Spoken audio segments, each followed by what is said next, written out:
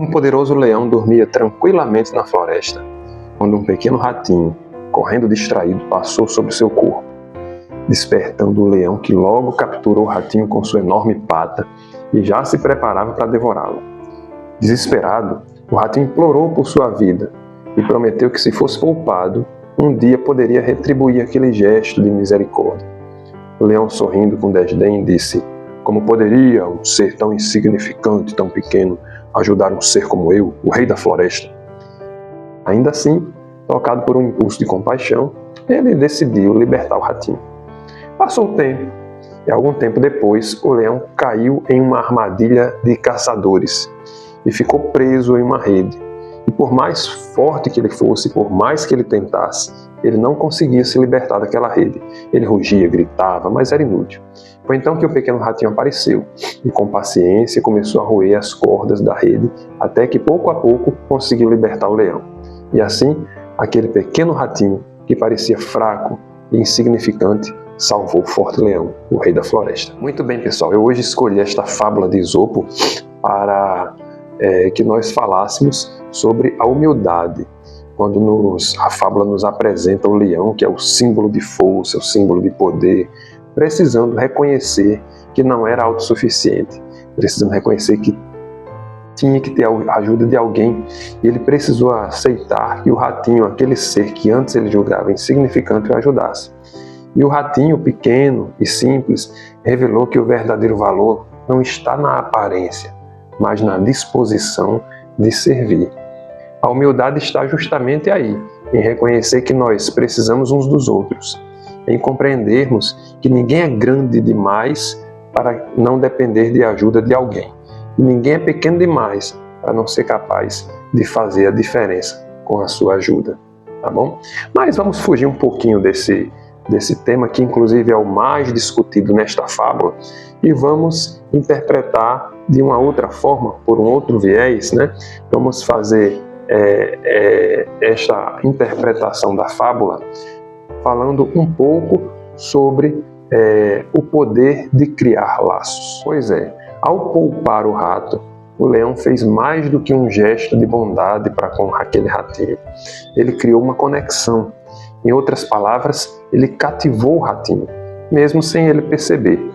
E esse vínculo criado entre eles dois, completamente improvável aos olhos do mundo, tornou-se, no futuro, a fonte de salvação daquele leão.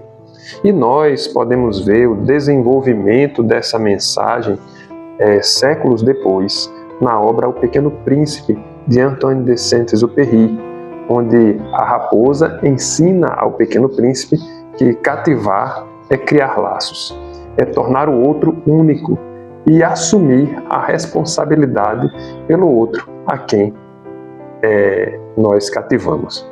Nos dias de hoje, essa reflexão se torna ainda mais necessária, porque nós vivemos numa sociedade que valoriza muito o destaque, a influência, as aparências, né?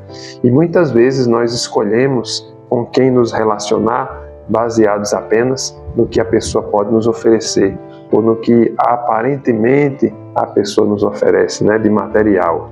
E nesse processo nós corremos o risco de desprezar o simples, o discreto, o cotidiano, o que é de fato essencial para todos nós. Mas para cativar alguém, não é suficiente apenas a gente criar um vínculo. Para cativar alguém, é preciso que a gente permaneça fiel a esse vínculo, né? Fiel a esse alguém. O ratinho poderia muito bem ter ignorado o leão preso, poderia ter seguido a sua vida. Afinal de contas, nada o obrigava a parar ali, se arriscar para ajudar aquele leão. Mas ele foi fiel ao laço que nasceu entre eles naquele primeiro encontro, quando o leão usou de misericórdia para com ele. Ele não esqueceu a promessa que ele fez ao leão, quando o leão poupou a sua vida. E daí ele permaneceu ao lado do leão no pior momento da vida do rei das selvas. Olha só, e a fidelidade é isso, minha gente. Fidelidade é não abandonar o vínculo quando ele deixa de ser conveniente. Fidelidade é permanecer ao lado do outro quando ele precisar ou quando ele mais precisar. Fidelidade é sempre honrar aquela relação que um dia foi iniciada com base no amor, na verdade. Então, honrar, persistir. Sem fidelidade não existe o cativar. Sem fidelidade não existe amor. Sem fidelidade só vai existir o quê? Encontros passageiros, relações líquidas que se escorrem facilmente ao primeiro sinal de dificuldade. Por isso a fábula do leão e do ratinho, de Esopo, nos ensina que os laços mais importantes muitas vezes nascem onde nós menos esperamos. Ela nos ensina também que cativar alguém exige que nós tenhamos humildade.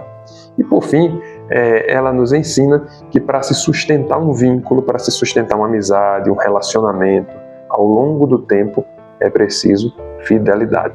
É essa fidelidade quem vai cativar todos os dias aquela pessoa. Porque no final das contas, não é o início que define o sucesso de uma relação. O que define é a sua continuidade.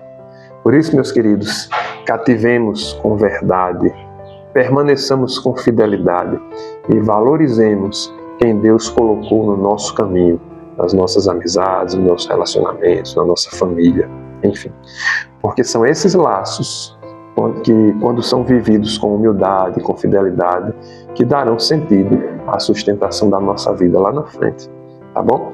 Desejo muita saúde física, muita saúde emocional a todos. Espero que tenham gostado da nossa fábula contada hoje e da sua reflexão. Um forte abraço. Paz e bem.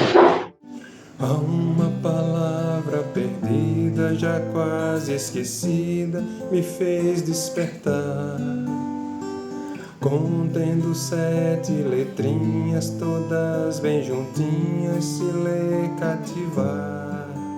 Cativar é amar, é também carregar um pouquinho da dor que alguém tem que levar. Cativou, disse alguém, laços fortes criou. O responsável é você, pelo que cativou. No deserto tão só, entre homens de bem, vou tentar cativar, viver perto de alguém. Cativar é amar, é também carregar um pouquinho da dor que alguém tem que levar. Cativou, disse alguém, laços fortes criou.